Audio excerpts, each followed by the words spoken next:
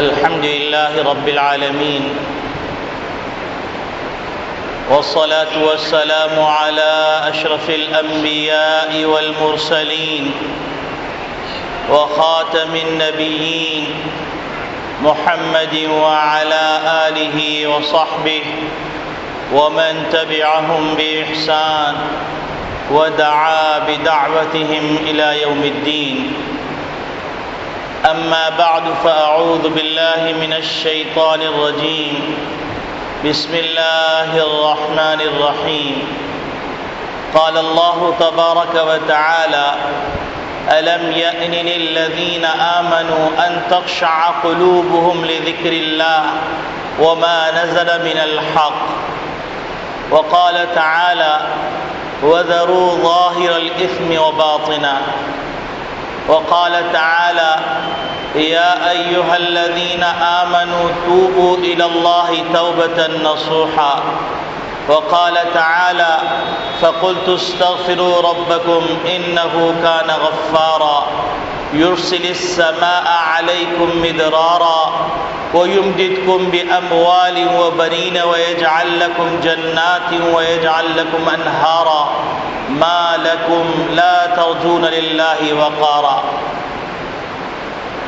وقال النبي صلى الله عليه وسلم: الكيس من دار نفسه وعمل لما بعد الموت، والعاجز من أتبع نفسه هواها وتمنى على الله الأماني،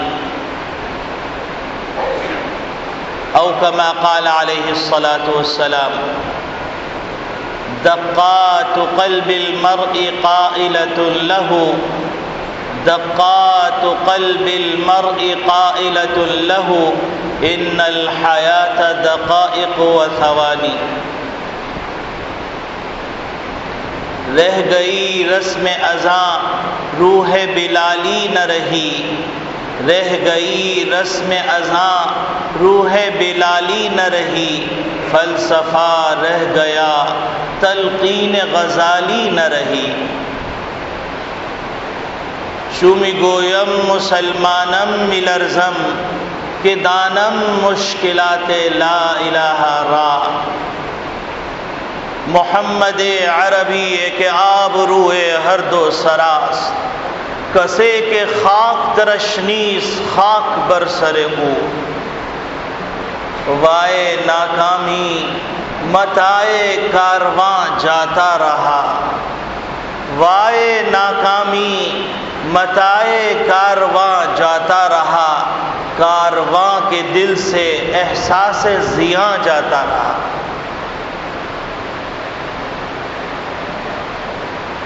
میرے محترم بزرگوں، عزیز دوستوں، دینی اسلامی بھائیوں، اللہ رب العالمین نے ہم کو یوں ہی پیدا نہیں فرما دیا، اور اللہ رب العالمین کوئی کام حادثاتی طور پہ نہیں کرتے. امام غزالی رحمۃ اللہ علیہ فرماتے ہیں پودے دو طرح کے ہوتے ہیں. ایک وہ پودا جو خود رو ہوتا ہے، خود بخود نکل آتا ہے، اس کا کوئی نگہبان نہیں ہوتا. وہ طوفان کے رحم و کرم پر اور طوفانی ہواؤں کے رحم و کرم پر پڑتا رہتا ہے اور پڑا رہتا ہے. پانی میسر آ گیا تو پی لیتا ہے، نہیں میسر آیا تو پڑا رہتا ہے. نہ اس کا کوئی شیپ ہوتا ہے، نہ اس کی کوئی وضاحت ہوتی ہے، نہ کوئی اس کی خوبصورتی ہوتی ہے، نہ دیکھنے والے کے دل کو لبھاتا ہے. ایک پودا وہ ہوتا ہے جس پودے کو مالی بڑے ارمان سے لگاتا ہے، اور وہ اس کی دیکھ ریکھ کرتا ہے، اس کی نگہبانی کرتا ہے، اس کے پانی کا خیال رکھتا ہے، اس کی دوا دارو کا خیال رکھتا ہے. تو جب کوئی ایسے باغ کے اندر آتا ہے تو ہر پودا اپنی رعنائیوں میں اپنی مثال آپ ہوتا ہے. حضرت امام غزالی رحمۃ اللہ علیہ فرماتے ہیں کہ ارے انسانوں، اللہ نے تم کو بڑے ناز و نعم سے اور ملائکہ سے مسابقہ کرنے کے بعد تم کو بویا ہے اور تمہیں مسجود ملائکہ بنا کر تم کو اس بلندیوں پہ پہنچا دیا کہ جس بلندی کا تم تصور نہیں کر سکتے تھے. اور پھر اللہ نے اپنی خلافت سے سرفراز کر کے اس مقام پر بٹھا دیا جو ایک سپر پاور کا خلیفہ ہوتا ہے اس کا جو مقام ہوتا ہے. ورنہ ان میں آپس میں کوئی مماثلت نہیں، کیونکہ اللہ رب العالمین شہنشاہ ہیں. سارے بادشاہوں کو بادشاہ بنانے والے، بادشاہوں کو فقیر بنانے والے، فقیروں کو بادشاہ بنانے والے، امیر کو غریب کرنے والے، غریب کو امیر کرنے والے، تندرست کو بیمار کرنے والے، بیمار کو تندرست کرنے والے، نا امید کو با امید بنانے والے، با امید کو نا امید کرنے والے، با مراد کو بے مراد کرنے والے، بے مراد کو با مراد کرنے والے.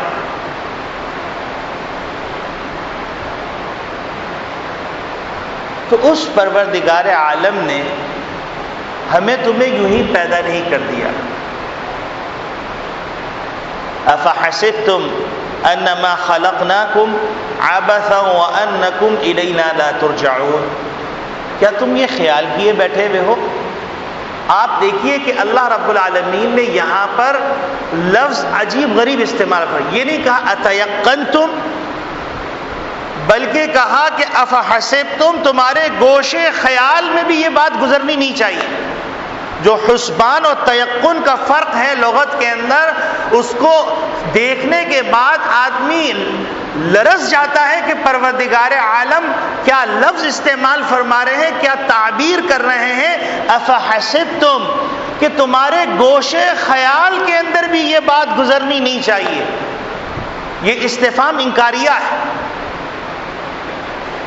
یعنی آپ کسی سے سوال کرنا چاہیں تو سوال یوں کریں، کیا تم ایسے میرے بارے میں سوچتے ہو؟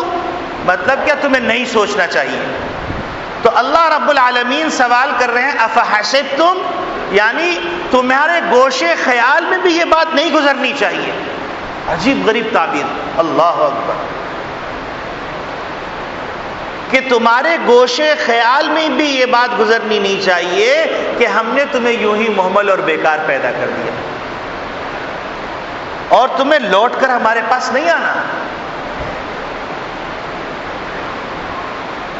اور تم دنیا کی رعنائیوں کو دیکھ کر متاثر ہوتے ہو اور دنیا کی خوبصورتیوں کو دیکھ کر تمہارا دل لبھا جاتا ہے اور تم دل دے بیٹھتے ہو اور اپنا ہاتھ چھوڑ بیٹھتے ہو. تو تم یہ سوچتے نہیں فتعال اللہ الملک الحق، شہنشاہ حقیقی جو عالی شان مرتبت والا ہے، وہ کوئی ایسی بیوقوفی کرے گا؟ جس نے تمہیں ایسے ناز برداری سے پیدا کیا، تمہارے نخرے اٹھائے اور تمہارے خاطر معلم الملکوت ابلیس کو راندے دربار کر دیا اور تم کو وہ بلندی عطا کی، وہ بلندی عطا کی کہ تمہارے اندر محمد عربی کو پیدا کر دیا، جو اس کائنات کے کنز مخفی، جو اس کائنات کے نوشا ہیں. اگر ساری انسانیت ایک طرف بیٹھ جائے اور محمد عربی صلی اللہ علیہ وسلم پر فخر کرنے لگے تو قسم خدا کی الفاظ ختم ہو جائیں گے، محمد صلی اللہ علیہ وسلم پر فخر کرنا ختم نہیں.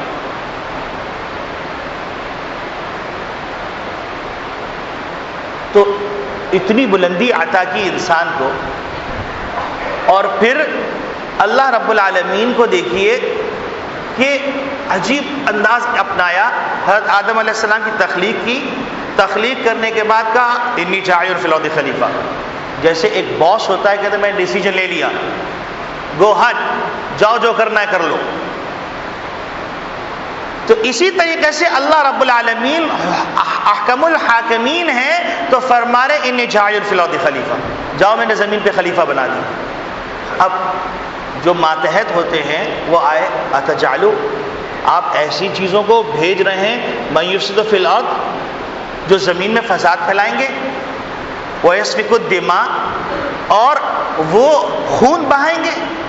نحن نسبح بحمدک ونقدس لک، ہم آپ کی تسبیح اور تقدیس بیان کر رہے ہیں، کیا آپ کے لیے ہم کافی نہیں ہیں؟ اب یہاں پر اللہ کو دیکھیے، اللہ نے ریزن نہیں بتایا کہ جاؤ جاؤ جاؤ، میں جانتا ہوں ان میں نے کیا صلاحیتیں رکھی. یہی وجہ ہے کہ اللہ رب العالمین نے رمضان مبارک کا مہینہ دے کر فرشتوں کو بار بار جتلا دیا اور محمد صلی اللہ علیہ وسلم کی زبانی یہ بات جاری کروا دی فَأَرُوا اللَّهَ مِنْ أَنفُسِكُمْ خَيْرًا، کہ تم اپنی طرف سے خیر کے اندر ایک دوسرے سے آگے بڑھنے کی کوششیں کرو، اللہ کو اپنے خیر دکھلاؤ.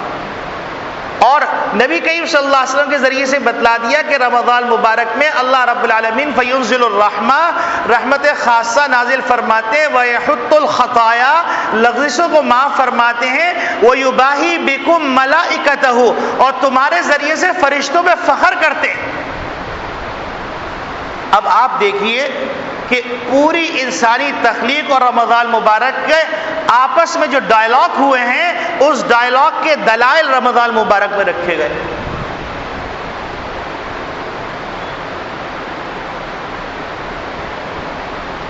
کہ فرشتوں آؤ، تم دیکھو، میرے بندوں کو دیکھنا ہے، تمہارے اندر ہم نے کوئی خواہش نہیں رکھی گناہ کی، نہ پیاس رکھی، نہ بھوک رکھی، نہ جنسی خواہش رکھی. اب ہم نے انسان کو پیدا کیا اور انسان کو اتنا کمزور بنایا، اتنا کمزور بنایا کہ اگر اس کی شریانیوں میں چلنے والے خون میں کہیں کلاٹ آ جائے، انسان یوں پڑا ہوا ہے، فالج ہو گیا. اور ہم نے اس کے اندر عزم ایسا رکھا ایسا رکھا ایسا رکھا کہ پھر وہ سنگلاخ چٹاروں سے بھی ٹکرا جاتا ہے کہ اللہ کا حکم ہے.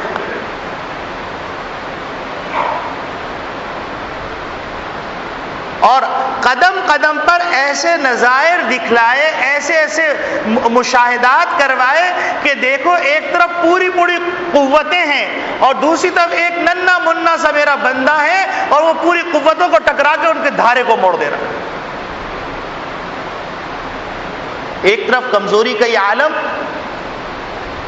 کہ من ماء مہین، گندے پانی کے ایک قطرے سے اور ایک ذرے سے پیدا کیا، اور پھر اعلان کر دیا لقد خلقنا الانسان فی احسن تقویم، جاؤ جاؤ پوری دنیا کو چھان مارو، اور پھر اس کے بعد انسانی سانچے کو دیکھو سب سے حسین پاؤ گے. پیدا کیا ہم نے گندے پانی سے، لیکن اس کے اندر جو صلاحیتیں رکھی ہم نے وہ پھر مسجود ملائکہ ہے، رشک قمر ہے، رشک شمس و قمر ہے. تو اللہ رب العالمین نے جس انسان کو اتنی ناز برداری سے پیدا کیا ہو اور وہ انسان اتنا غافل ہو تو کہ اللہ کا دل نہیں دکھے گا. دل سے یہاں مراد انسانی دل نہیں، اللہ رب العالمین تمام انسانی اعضاء اور جوارح اور حیت سے پاک ہیں. لیکن بات کو سمجھانے کے لیے جیسے کہ کسی کو سمجھایا جاتا ہے کہ تم کون جانتے ہو کون، وہ کہتے ہیں نہیں سر کون نہیں جانتے، تو شیپ بناتے ہیں، کہتے ہیں دیکھو یہ کون ہے. اسکوائر جانتے ہو؟ نہیں نہیں سر میں اسکوائر نہیں جانتا. اسکوائر بنا کے کہتے ہیں دیکھو یہ اسکوائر ہے. یہ دیکھو تم یہ جو کھڑکی دیکھ رہے ہو نا، یہ کھڑکی اس انداز میں، یہ اسکوائر ہے. تو اسی طریقے سے اللہ رب العالمین کو کسی نے نہیں دیکھا، لا تدرکہ الابصار وہو یدرک الابصار وہو اللطیف الخبیر، اس کو کسی نے نہیں دیکھا، وہ سب کو دیکھ رہا، حتیٰ کہ دل میں گزرنے والے خیالات کو بھی دیکھ رہا ہے، حتیٰ کہ کالی رات کے اندر کالے پتھر پر کالی چونٹی جو چل رہی ہے اس چلنے کی آواز کو بھی سن رہا ہے، اس کا جو ننھا دل دھڑک رہا ہے اس کی آواز کو بھی سن رہا ہے. یہ ہے پروردگار عالم.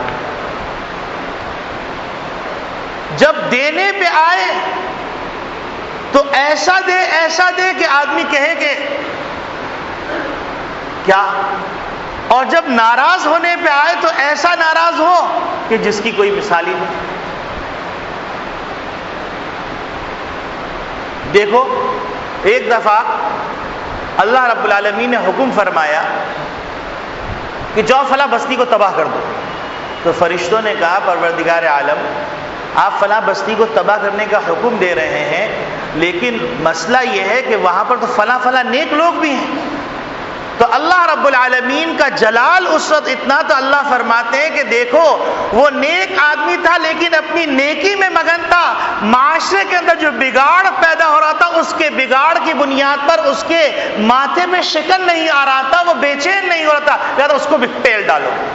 یہ غیر مہذب الفاظ استعمال کر رہا ہوں، یہ آج کی زبان کے اندر یہ استعمال، اس کو بھی پیل ڈالو۔ تو اللہ پھر اس کے ساتھ معاملہ کیا ہوگا؟ تو اللہ رب العالمین فرمائیں گے کہ اس کا معاملہ پھر حشر میں اس کے اعمال کے بقدر ہوگا، لیکن دنیا کے اندر قاعدہ یہ ہے وَاتَّقُوا فِتْنَةً لَا تُصِيبَنَّ الَّذِينَ ظَلَمُوا مِنْكُمْ خَاصَّةً۔ اللہ نے قانون بنا دیا ہے کہ ایک جماعت حق کی دعوت دینے والی باقی رہے، ورنہ پورا معاشرہ تباہ ہو جائے۔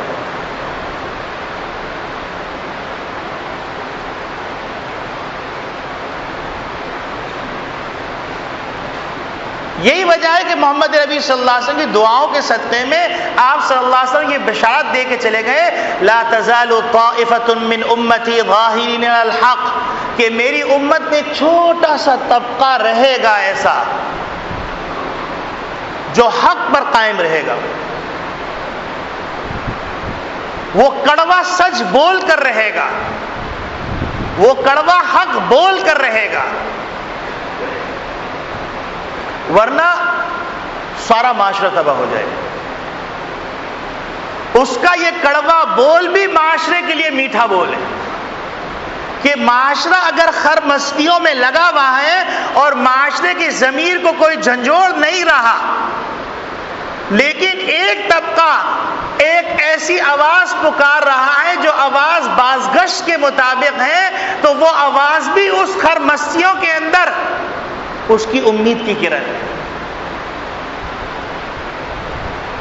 اب اللہ نوازنے پہ آتے ہیں، دیکھیں یہ تو ہو گیا اللہ کے جلال، نوازنے پہ آتے ہیں۔ اللہ رب العالمین نے فرمایا جاؤ فلاں بستی کو ملیا میٹ کر دو۔ اب فرشتے جانے لگے، جلال اللہ کا جلال دیکھ کے اللہ نے واپس بلا لیا کہ نہیں کیا ہوا؟ اے پروردگار ہے نا، آپ نے تو اتنا سخت حکم فرمایا تھا۔ اللہ رب العالمین نے فرمایا کہ ہم نے سخت حکم کیا تھا، لیکن اس معاشرے میں ایک شخص ہے، اس نے مجھے پورے معاشرے کے لیے یا حلیم کہہ کے پکارا، تو میرے حلم کے لفظ کے اندر مجھے اتنی غیرت آئی کہ میں نے عذاب روک دیا۔ حضرت یعقوب علیہ السلام اپنے پروردگار سے دعا کر رہے ہیں اور لفظ استعمال کریں یا حلیم۔ اللہ کی طرف سے ندا آتی ہے کہ اے یعقوب، اگر تو یوسف کو مانگتا اور یوسف کو مانگنے کے نتیجے میں مجھے اگر یوسف مر چکا ہوتا زندہ کر کے دینا پڑتا تو یا حلیم کے صدقے میں تجھے دے دیتا۔ اللہ نوازنے پہ آتے تو ایسے نوازتے۔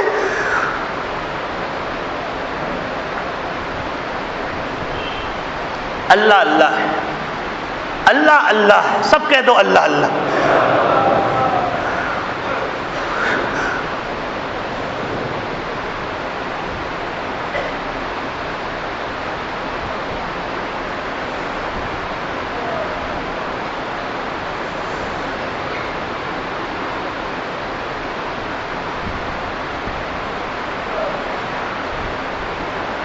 تو جس پروردگار نے ہم کو اتنے ناز سے پیدا کیا اور اس پروردگار کی زمین پر، اس پروردگار کے عرش کے نیچے، اس پروردگار کی سلطنت کے اندر غنڈہ گردی کرتے پھریں، ہم اللہ کی نافرمانی کرتے پھریں، اللہ کو ناراضگی نہیں ہوگی؟ ارے کبھی سوچا؟ بتائیں، ہم اپنے آپ سے پوچھ کر، اپنے ضمیر سے پوچھ کے بتائیں کہ ہم نافرمانی کر رہے ہیں، کیا زمین نے غلہ اگنا بند کر دیا؟ ہم نافرمانی کر رہے ہیں، کیا باد صبا چلنا رک گئی؟ کیا باد نسیم چلنا رک گئی؟ کیا اللہ رب العالمین نے سورج کو تھرا دیا؟ کیا اللہ رب العالمین نے چاند کی رعنائیوں کو بند کر دیا؟ ارے صرف سورج اور چاند کی طاقت دیکھ لو، پروردگار عالم نے ایسی طاقت رکھی ہے کہ اگر سورج نہ نکلے اور چاند اپنی کرنیں نہ ڈالے تو پھل نہ پکے، اور چاند کی کرنیں نہ پڑیں تو مٹھاس نہ آ سکے۔ اللہ اللہ اللہ اللہ۔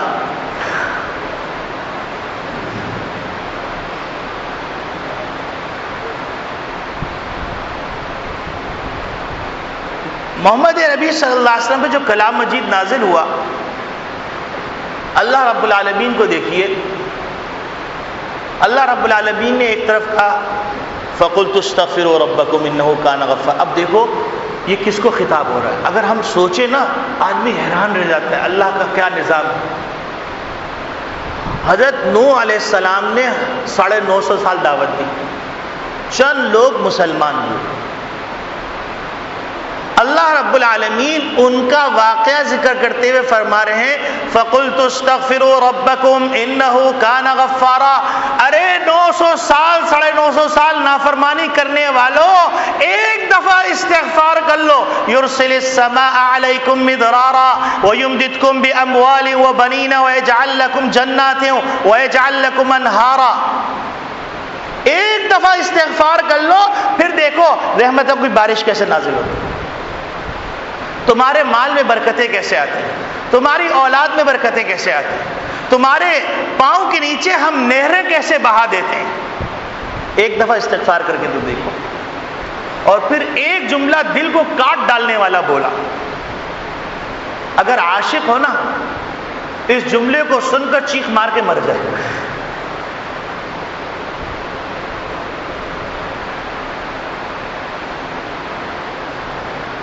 یعنی آپ سوچیں، ایک تصور کریں، آپ کسی اللہ والے سے محبت کرتے،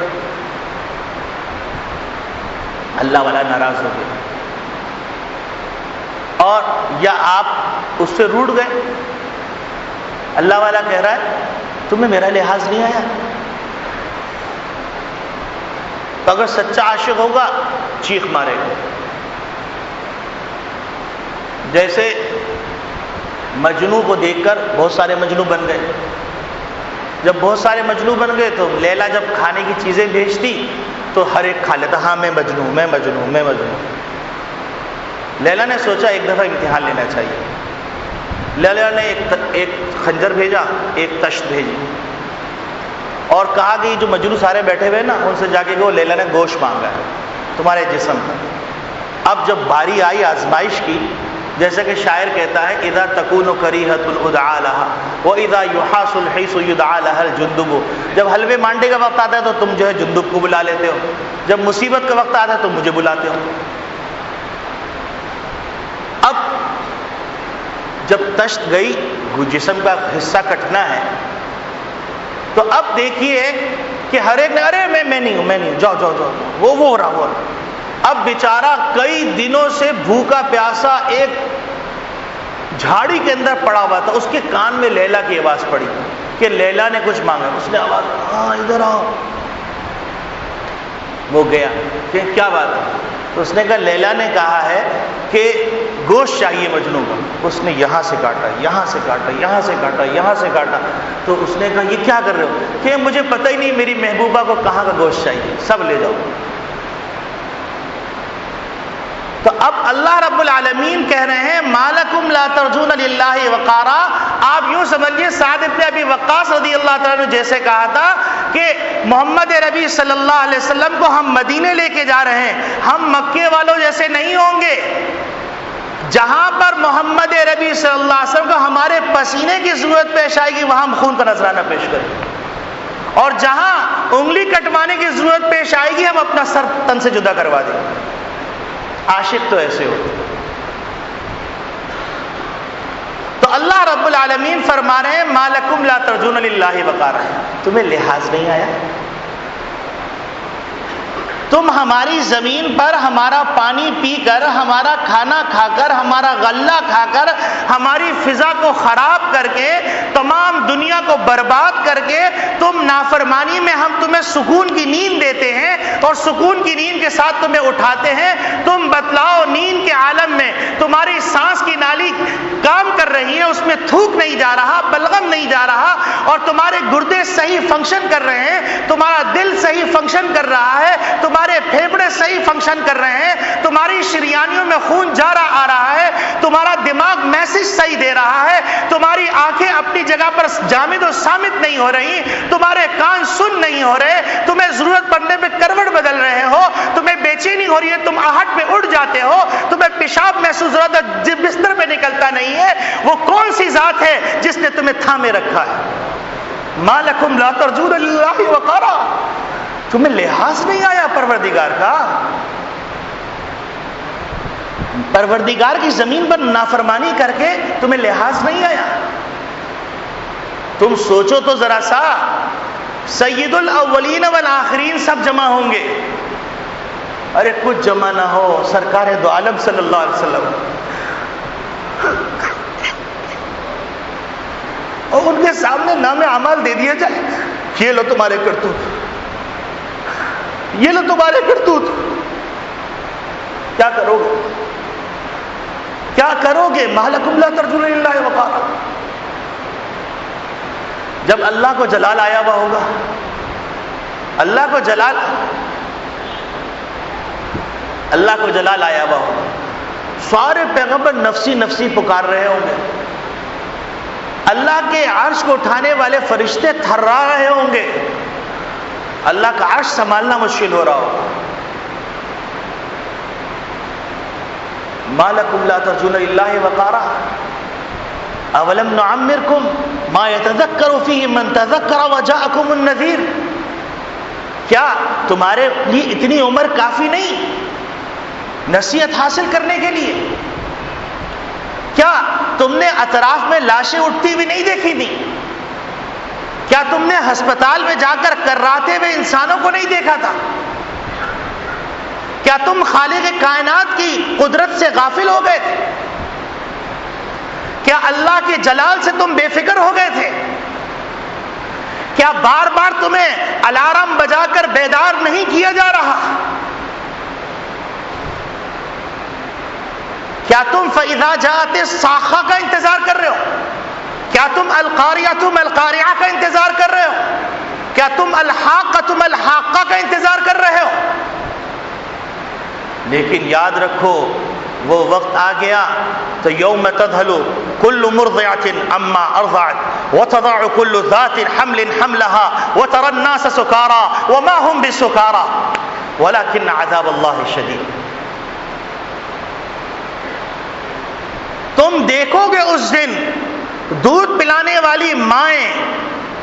یہ لفظ وہی سمجھ سکتا ہے جس نے ماں کی ممتا کو دیکھا، وہی سمجھ سکتا ہے جس نے ماں کی ممتا کو دیکھا. تو قرآن کی اس تعبیر کو دیکھ کر اس کی چیخ نکل جائے گی، پوری رات سو نہیں سکے گا.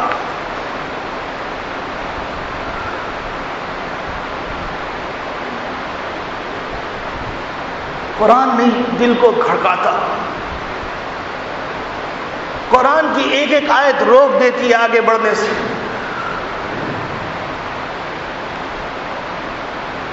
اور انسان غفلت میں پڑا ہوا ہے، اپنے آپ کو تیسمار خان سمجھ رہا ہے، اپنے آپ کو مولائے کل سمجھ رہا ہے. قرآن کے یہ لفظ کو سنو تو تم حیران رہ جاؤ گے کہ ماں جس نے بچے کو 9 مہینے اپنے پیٹ کے اندر رکھا اور کس امیدوں سے اور کس تکلیفوں سے اس نے سنبھالا، اور پھر اس ماں کے بارے میں کہہ رہے ہیں کہ جب وہ لخت جگر گود میں آتا ہے اور ماں کو بتلایا جاتا ہے کہ اتنا پیارا چاند سا بیٹا ہوا ہے، تو وہ ماں اس کو چومتی ہے، اس کی خوشبو اس کو بھاتی ہے اور پھر اپنے کلیجے سے لگا کر اپنا خون پلاتی ہے. قرآن کی تعبیر کہہ رہی ہے اس وقت کے انتظار میں مت بیٹھو، یوم تضع کل ذات حمل حملها. وہ وقت تو ایسا ہوگا کہ دودھ پلانے والی والی مائیں اپنے بچوں کو پھینک دیں گی. وَتَضَعُ كُلُّ ذَاتِ حَمْلٍ حَمْلَهَا، اور ماں جن کی پیٹ کے اندر بچہ ہے وہ پاؤں بھی سنبھال کے رکھتی ہیں، کھانا بھی سنبھال کے کھاتی ہیں کہ میرے پاس جو امانت ہے یہ ننھی جان میں اس کی حفاظت کر لوں، وہ اس دہشت کے عالم میں اس کا حمل ساقط ہو جائے. وَتَرَى النَّاسَ سُكَارَى وَمَا هُمْ بِسُكَارَى، تم لوگوں کو دیکھو گے ایسے مدہوشی کے عالم میں ہوں گے. يَوْمَ يَفِرُّ الْمَرْءُ مِنْ أَخِيهِ وَأُمِّهِ وَأَبِيهِ وَصَاحِبَتِهِ وَبَنِيهِ. ہائے اللہ، بھائی سے بھاگ رہا ہے. ہائے ہائے،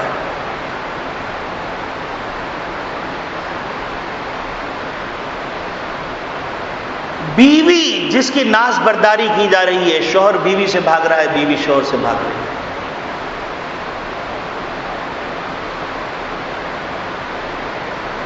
باپ ماں سارے رشتے ختم ہو گئے. فلا انساب بینہم ولا یتساءلون، اب رشتے باقی نہیں ہیں. ولا یتساءلون، اور کوئی ایک دوسرے کے بارے میں پوچھ نہیں رہا. ہر ایک کو کیا ہے؟ ہر ایک کو اپنی فکر میں مستغرق ہے. کیا اس وقت کے آنے کا انتظار کر رہے ہو؟ کب توبہ کرو گے؟ ارے پروردگار کی طرف سے تو منادی ندا دیتا رہتا ہے، ہم مائل بکرم ہیں، کوئی سائل ہی نہیں. ہر رات رمضان مبارک میں افطار کے وقت، سحری کے وقت، ہر وقت پروردگار عالم کی طرف سے ندا دی جا رہی ہے، ہم مائل بکرم ہیں، کوئی سائل ہی نہیں. ہم مائل بکرم ہیں، کوئی سائل ہی نہیں. راہ دکھلائیں کسے، کوئی راہ رہوئی منزل ہی نہیں. کوئی منزل ہی دیکھنا نہیں چاہتا. ہر شخص اس انتظار کے اندر ہے کہ کوئی غیبی طاقت آئے اور زبردستی مجھے جنت کے راستے پر ڈال دے. یہ اللہ کا قانون نہیں. کسی کے ساتھ ہو جائے وہ اللہ کا احسان ہے.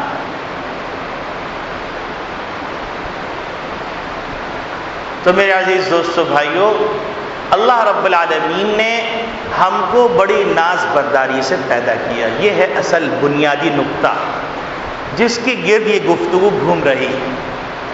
جب اللہ نے ہم کو ناز برداری سے پیدا کیا تو اللہ رب العالمین کہہ رہے ہیں وَمَا اللَّهُ بِغَافِلٍ عَمَّا كَانُوا يَعْمَلُونَ، یہ مت سمجھنا کہ ہم تم سے غافل ہیں. اللہ نے تو یہاں تک کہہ دیا تقلب الذین کفروا فی البلاد متاع قلیل ثم مأواہم جہنم. یہ جو کافروں کی نقل و حرکت دیکھ رہے ہو، ان کے عروج و زوال کے مناظر دیکھ رہے ہو، تو اس بھول میں مت پڑنا کہ اللہ ان کے لیے خیر کا ارادہ کر رہے ہیں. سنستدرجہم من حیث لا یعلمون. اللہ رب العالمین کا عجیب غریب قانون ہے. فإذا أردنا أن نهلك قرية أمرنا مترفيها ففسقوا فيها فحق عليها القول فدمرناها تدميرا. اللہ رب العالمین جب کسی بستی کے ہلاکت کا فیصلہ کرتے ہیں تو اس کے جو مالدار طبقہ ہوتا ہے، ہوش مند طبقہ ہوتا ہے، اللہ رب العالمین اس کو ڈھیل دیتے ہیں. وہ نافرمانی میں اس حد تک آگے بڑھ جاتا ہے، اللہ کا فیصلہ غالب آتا ہے. فَأَمَرْنَا مُتْرَفِيهَا فَفَسَقُوا فِيهَا فَحَقَّ عَلَيْهَا الْقَوْلُ فَدَمَّرْنَاهَا تَدْمِيرًا. پھر ہم ان کو زمین سے ایسے مٹا دیتے ہیں کہ زمین اس کو یاد نہیں کرتی، تاریخ میں اس کے نام نہیں ملتے. اور اللہ کا نظام وہاں سے حرکت میں آتا ہے جہاں انسان کی آنکھیں نہیں دیکھتی. پورا قرآن بھرا پڑا ہے. وہ پروردگار عالم جس نے ہم کو اتنی ناز برداری سے پیدا کیا، تو اس پروردگار عالم کی ناز برداری پہ قربان ہو جائیے کہ اس نے رمضان ہم کو پھر دے دیا. آپ مجھے بتلائیے، آپ کے گھر میں کون آ سکتا ہے جس کو آپ بلانا چاہیں، جس سے آپ کو محبت ہو؟ کوئی مائی کلال آپ کے گھر میں آپ کی مرضی کے بغیر آگے دکھا دیں. تو رمضان مبارک کے اندر وہی داخل ہوگا جس سے اللہ خیر چاہتا ہے. اب رمضان مبارک کا مہینہ ملا اور غفلت کے پردے نہیں ہٹے تو اس سے بڑا کون محروم ہوگا؟ محمد نبی صلی اللہ علیہ وسلم فرما رہے ہیں فَإِنَّ الشَّقِيَّ مَنْ حَرُمَ رَحْمَةَ اللَّهِ عَزَّ وَجَلَّ فِيهِ، کہ اس سے زیادہ بدبخت شخص کون ہوگا جس پر رمضان کا مہینہ گزرے اور وہ نافرمانی نہ چھوڑے اور نافرمانی میں مبتلا رہے اور حتیٰ کہ رمضان کا مہینہ گزر جائے اس کو احساس بھی نہ ہو، تو اس کی بدبختی میں کوئی شبہ ہوگا؟ ارے ذرا سوچو تو، محمود و ایاز کے واقعے پہ غور کرو تو تمہیں بہت ساری چیزیں سمجھ میں آ جائیں گی۔ ایک دفعہ غلام ہوتا ہے، ایاز جو ہے احسان فراموش غلام نہیں تھا، احسان مند غلام تھا۔ تو اب جب غلام مقرب ہو گیا بادشاہ کے تو لوگ جلنے لگے، قسم قسم کی باتیں کرنے لگے۔ تو محمود نے سوچا چلو ایک دفعہ امتحان لینا چاہیے۔ محمود نے اپنے خزانے کا سب سے قیمتی ہیرا نکالا اور ہیرا نکالنے کے بعد اپنے وزیروں کو دیا، اپنے مشیروں کو دیا، سب کو دیا، کہا اس کو توڑ دو۔ اب ہر آدمی کہے گا ارے بادشاہ سلامت، چمچہ گیر ہوتے ہیں نا، تو چمچہ گیری کرنا جن کا شیوا تھا وہ چمچے سے ہی کھاتے رہتے ہیں، وہ کبھی خود دیکھ بن ہی نہیں سکتے۔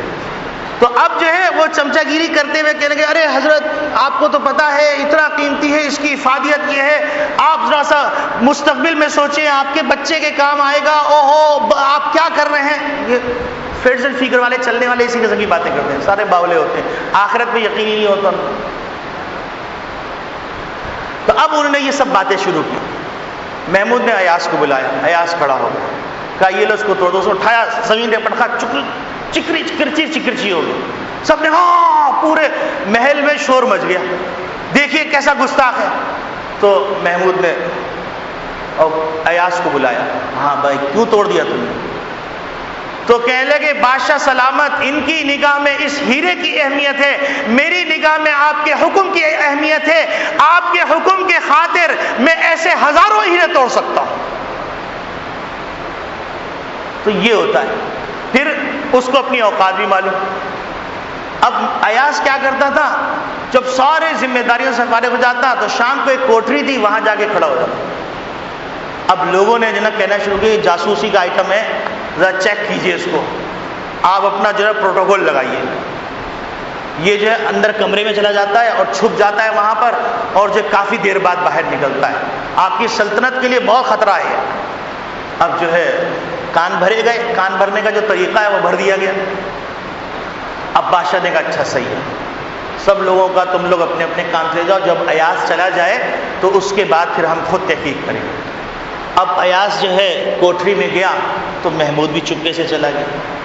اب محمود چپکے سے جب کوٹری میں گیا تو کیا دیکھتا ہے کہ ایاز نے ایک پرانی دھرانی سی جو ہے ایک تہمت اور ایک قمیص اور ایک ٹوٹا ہوا جوتا وہ لے کے کھڑا ہوا یوں دیکھ رہا ہے اور خطاب کر رہا ہے کہ اے ایاز، ناز و نعم میں پڑھ کر تو اپنی اوقات کو مت بھولیو، تیری اوقات یہی گدڑی ہے۔ تو بادشاہ نے بلایا سب کو، کہیں گے دیکھ لے میرے ایاز، آج ہم اللہ کی نعمتیں کھا کر اللہ کی مقام کو بھول کر اپنی اوقات یاد رکھتے ہیں۔ کبھی ہمارے منہ سے نکلا اے اللہ ہم نے اتنے گناہ کیے، آپ نے صحت کی نعمت دی، تیرا شکر۔ اے اللہ تو نے مسلمان بنایا، تیرا شکر۔ اے اللہ تو نے اتنا کھانے کو دیا، تیرا شکر۔ اے اللہ 5 وقت ہمارے کان میں آواز آتی تھی حی علی الصلاح حی علی الفلاح، پھر بھی ہم اٹھ کے نہیں گئے، خیریت سے آئے، خیریت سے اپنے گھر گئے، اپنے بچوں میں گئے، اے اللہ تیرا شکر۔ کبھی ہم نے سوچا ہماری اوقات کیا؟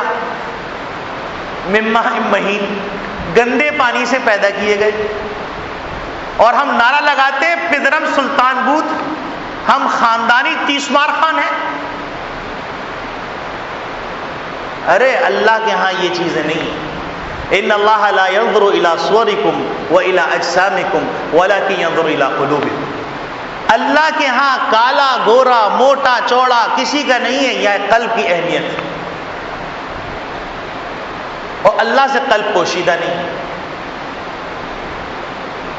تو میرے عزیز دوستو بھائیوں، پہلا نقطہ یہ تھا کہ اللہ رب العالمین، امام غزالی رحمۃ اللہ علیہ نے فرمایا کہ دو قسم کے پودے ہوتے ہیں، ایک خودرو پودا ہوتا ہے جو بالکل اجاڑ سا لگتا ہے، اور ایک پودا وہ ہوتا ہے جس کو ناز برداری کے ساتھ لگاتا ہے مالی، اس کی دیکھ ریکھ کرتا ہے۔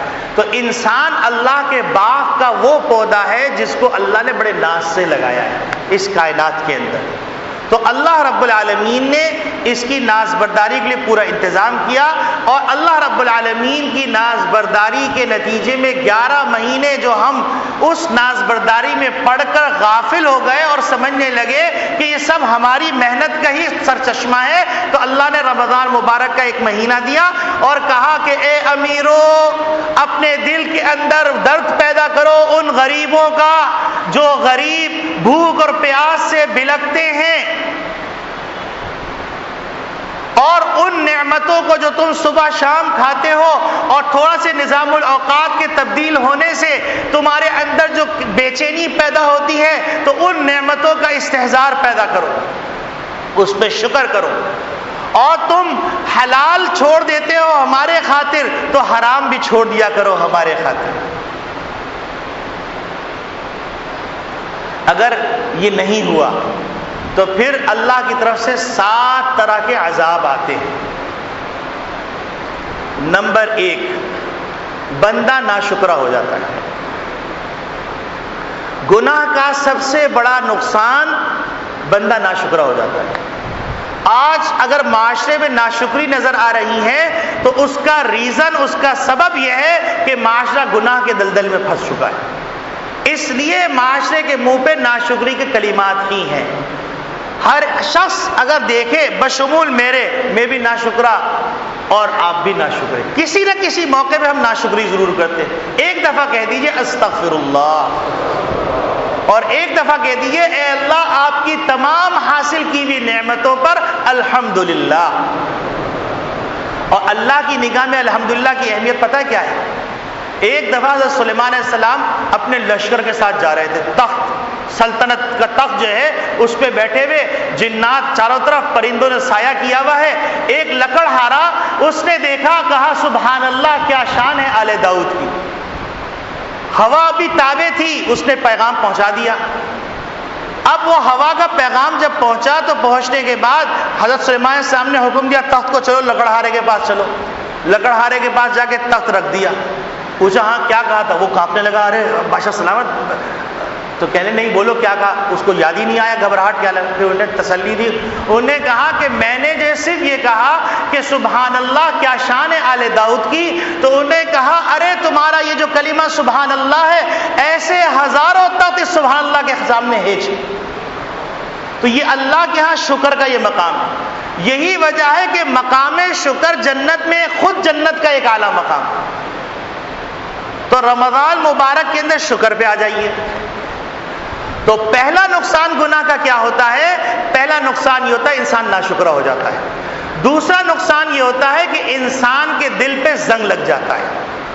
تیسرا نقصان یہ ہوتا ہے کہ انسان کی عقل خراب ہو جاتی ہے، وہ صحیح کو غلط، غلط کو صحیح کرنے لگتا ہے۔ چوتھا نقصان یہ ہوتا ہے اللہ رب العالمین کی طرف سے رحمت کی بارشیں رک جاتی ہیں۔ پانچواں نقصان یہ ہوتا ہے کہ قحط سالی ہو جاتی ہے۔ چھٹا نقصان یہ ہوتا ہے کہ اللہ رب العالمین کی طرف سے ایسی ایسی بیماریاں پیدا ہو جاتی ہیں کہ جن بیماریوں کا نام آباء و اجداد نے بھی نہیں سنا۔ اور ساتواں نقصان یہ ہوتا ہے کہ قتل و غارت گری عام ہو جاتی ہے۔ اب آپ گنے اٹھا لیجئے، آپ محافظین بٹھا لیجئے، پورا پروٹوکول کا نظام بنا لیجئے، لیکن معاشرے سے اگر برائی ختم کرنے کی فکر نہیں کی گئی تو میرا عقیدہ یہ ہے کہ معاشرے میں امن قائم نہیں ہو سکتا۔ تو لہٰذا جس طبقے سے متعلق ذرائع ابلاغ کے لوگ ہیں ان کی ذمہ داری ہے زیادہ سے زیادہ اچھائی کو پروموٹ کریں، برائیوں کو ڈیگریڈ کریں۔ اور برائیوں کو ہائی لائٹ کر کے اس کی برائی کو دکھلائیں اور اچھائیوں کو ہائی لائٹ کر کے اس کی خوبیوں کو بتلائیں تو شاید کوئی کفارہ ہو جائے۔ اللہ رب العالمین ہم سب کو گناہوں کو چھوڑنے کی توفیق عطا فرمائے،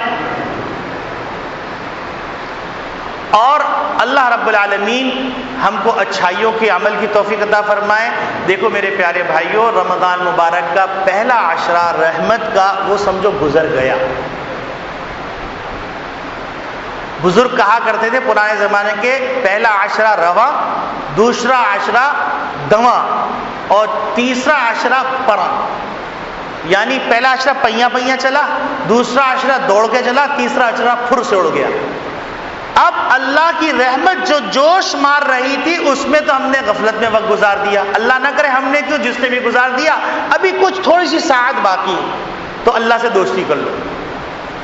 اور محمد نبی صلی اللہ علیہ وسلم نے جو 4 کلمات بتلائے ہیں ان کلمات کا اہتمام کر لو۔